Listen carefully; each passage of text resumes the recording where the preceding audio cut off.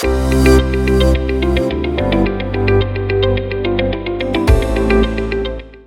got 10 minutes, so I'm going to dive straight in.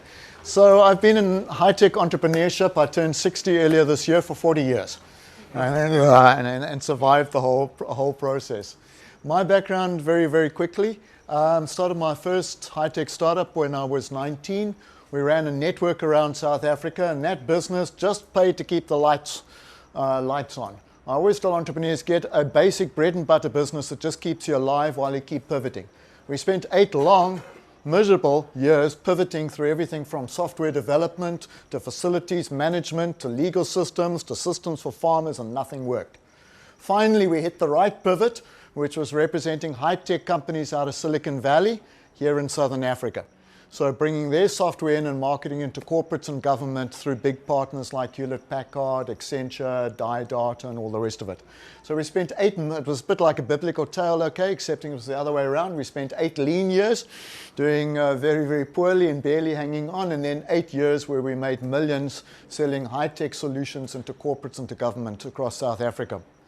One of the most exciting companies I worked with during that time was a company called Netscape, which some of you will recall. And I started working with Netscape as part of their global rollout team when there were 40 people and 4 months old. And about 2 years later, there were 2,000 people around the world, and it just finished one of the biggest tech IPOs in history.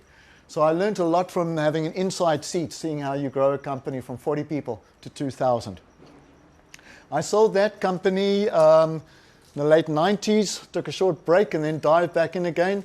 With my friend Hannes van Rensburg. We started a company in the fintech space, only for the brave, and we were doing mobile payments. That was a typical dot-com startup. We blew through 60 million rand in money a long time ago in 18 months. We went through a hell of a lot of money, blew up to big staff, paying fintech salaries, as Daniel will tell you, is very expensive. And we were targeting rich countries in the north. The United States, Europe, etc. Round about when we were running out of money, we realized that wasn't where we should be playing. So we had to pivot with very little money left in the bank to emerging markets in the south. And that started really taking off and getting traction. But it eventually came down to just project manage a country. I left after a few years. My friend Hannes, my co-founder, stayed on. And after 10 years, 26 countries, 250 staff, sold the company for 700 million rand to Visa. After I'd left, I then channeled my energies into looking at how do we develop the whole ecosystem here inside South Africa with high tech. And that's what Koi does now.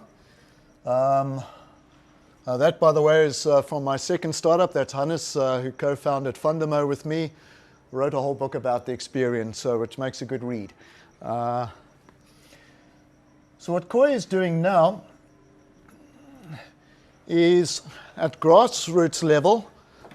Koi works with a whole lot of programs around South Africa, training entrepreneurs in the Koi methodology. The Koi methodology is based on evolutionary economics. The fish is a living value chain. Each slice of the fish is part of the value chain. How does that fish get into the ocean? Everyone knows all about this, having been through KoiStrategy session. How does it get into the ocean? How does it catch the waves of change? How does it avoid the sharks? How does it pal up with the whales? Very simple for my grassroots entrepreneurs. I work around the country with organizations like CEDA. I'll be in Mpumalanga next week doing Train the Trainer and working with entrepreneurs there, right through to much more high-tech ones. The middle of the pyramid, I spend a lot of time advising high-tech startups about where they should be going and their strategies, and then I work at the top of the pyramid with big players. Big part of my work is with the CSIR, where I'm an entrepreneur in residence, and I work with them on typically programs like a 50 million rand program last year to develop the biorefinery industry in KwaZulu-Natal, working on a 70 million rand program that we're rolling out to build nanoparticle manufacturing inside South Africa. I'm also an advisor to TIA, the Technology Innovation Agency, an accredited specialist with TUX, and also work a lot with CEDA on their programs for their high-tech entrepreneur incubators like Savant. So tonight what I want to talk about is scaling. Oh, any members of the Koi group here? Good grief. We have a group on Facebook, 3,500 members, just sharing resources for entrepreneurs. If you're looking for funding, we've got over 70 posts just in the category of funding alone. So major programs, opportunities, this, roundups, etc., of different funding opportunities. I want to talk about scaling up to the big game here and how it's changed over the years. So our first speaker had a favorite book. If you wanted to dive into this one, this is a very interesting book called The Chessboard and the Web. And the premise of this book is that in the 20th century, there were really two big players in the world, government and corporates, big organizations. So if you were a company and you're using 20th century thinking, you're thinking about scaling. It's about how to make my company bigger, how to get more customers, add more products, etc., scale the company up.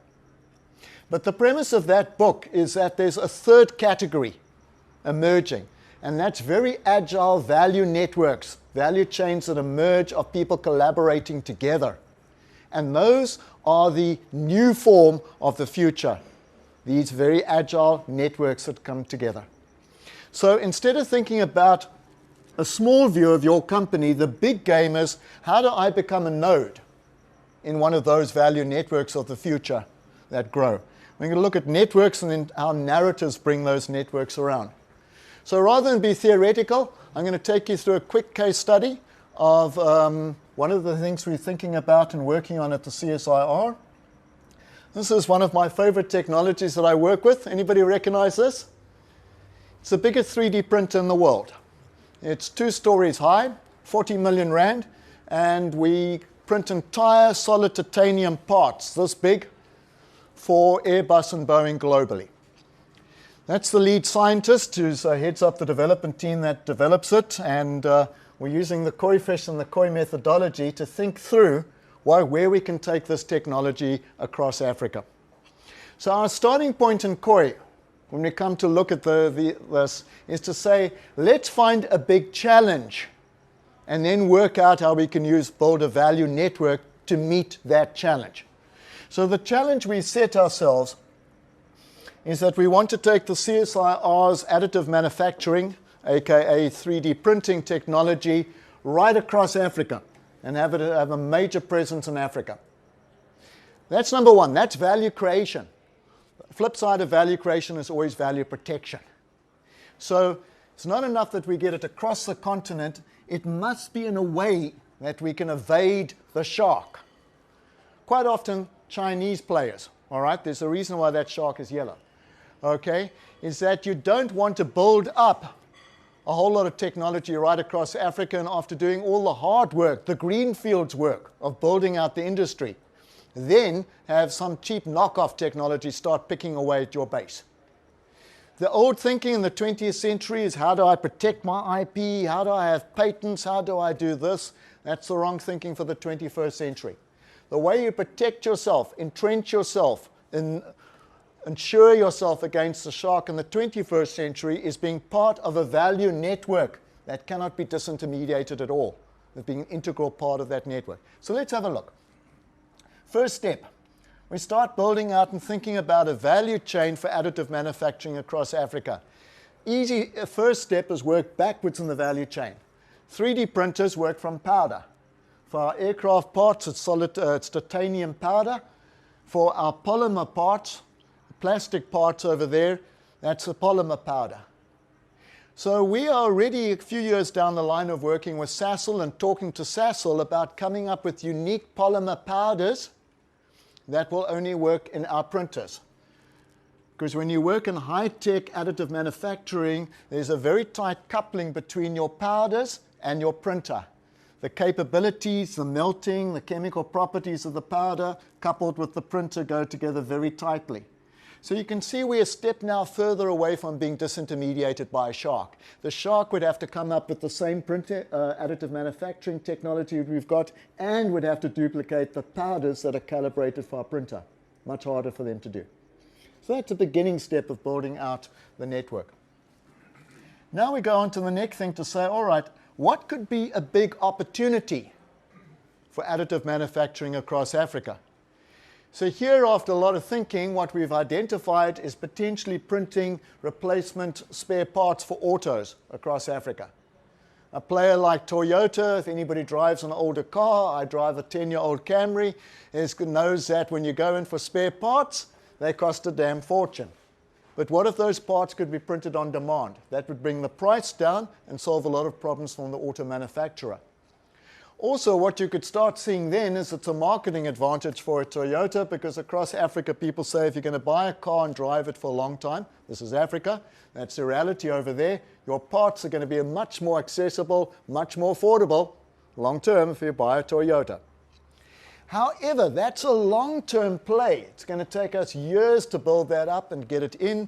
Parts have to be certified. It's a very expensive process. We can do it at CSR, but it's a long thing. So in terms of the Koi model of evolutionary economics, one of the key things you learn is that you go and look for an edge of an ocean to enter into first of all. Successful evolution is never diving into the middle of the ocean. It's finding an edge to come into. Textbook example here is Tesla. If Tesla had started out making electronic vehicles, EVs, for the mass market straight away, they would never have got here because they were too expensive, too high a ticket.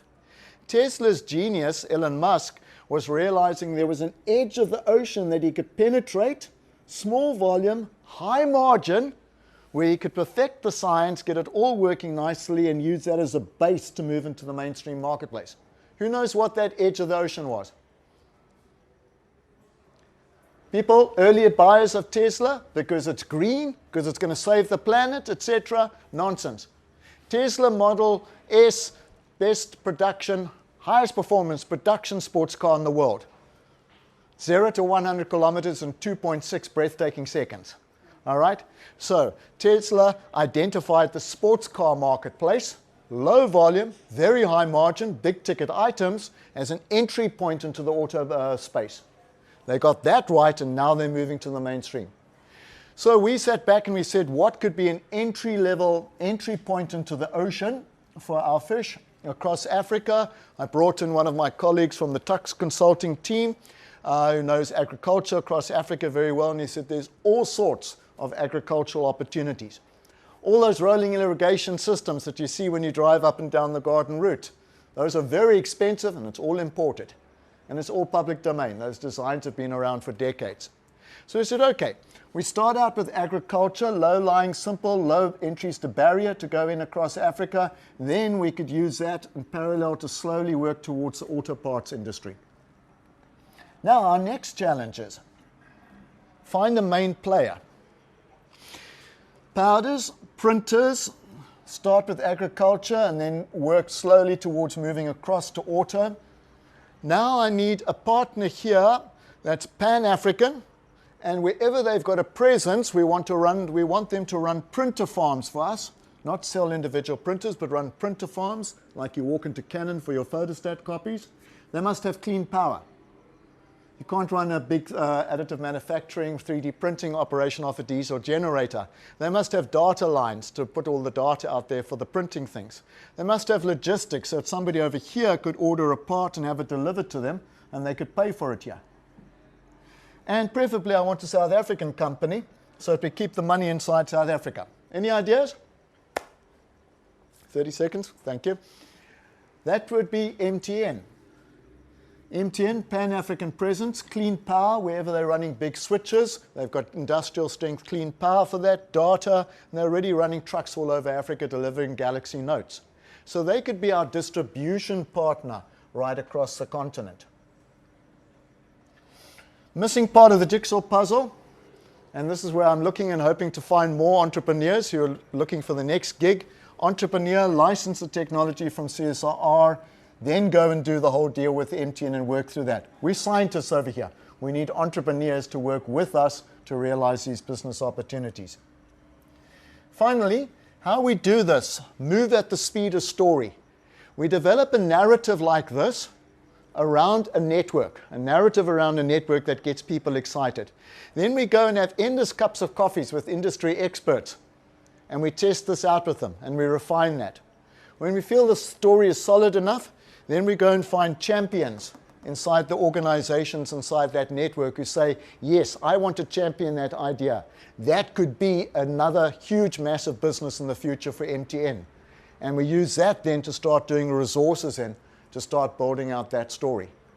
So the world of the future, stop thinking about growing a company by making it a bit bigger, selling more, getting more products. Think about rather finding a massive challenge that can only be met by a whole network of players. You may only be the smallest player on that whole network, but you need to conceive of it, come up with a story, refine it, sell it, get other big players interested inside it, and then grow with that whole thing to meet that massive challenge. That's the world of the future. And if you want to join the adventure and find out more about some of the things that we're doing at the CSIR and some of the other big players across Africa, give me a shout. Thank you very much.